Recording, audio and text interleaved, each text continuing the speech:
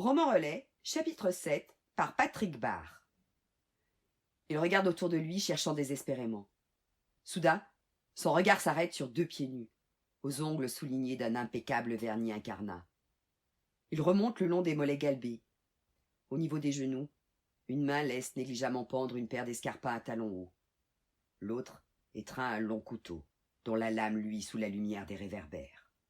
Oh putain non, pas ici, pas maintenant, pas comme ça. La main de JP se fiche sur les touches de son clavier.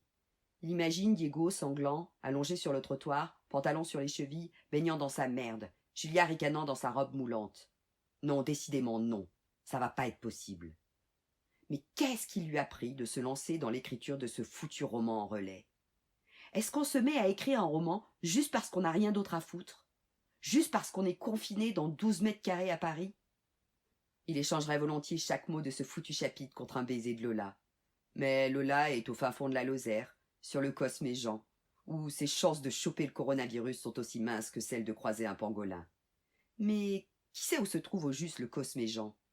420 km², 420 habitants, soit un habitant au kilomètre carré. C'est pas une densité de population sahélienne, ça?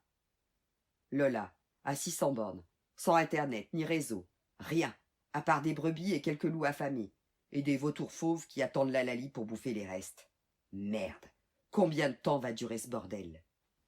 Les politiques ne pourraient-ils pas simplement avouer qu'on n'a pas de stock de masques, de gants, ni de gel hydroalcoolique, ni de tests, ni assez de personnel pour les analyser, qu'on n'a que 5000 places en réanimation dans tout le pays, qu'en gros on n'a rien?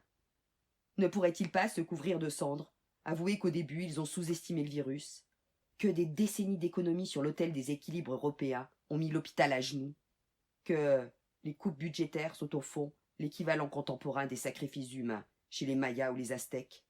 À bien y réfléchir.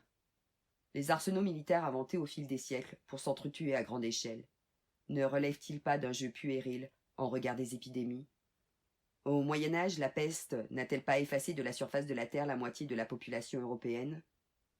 En 1492, le choc microbien né du contact entre Européens et Américains n'a-t-il pas engendré la disparition de 95% des peuples précolombiens, provoquant une hécatombe aujourd'hui estimée à environ 200 millions de morts?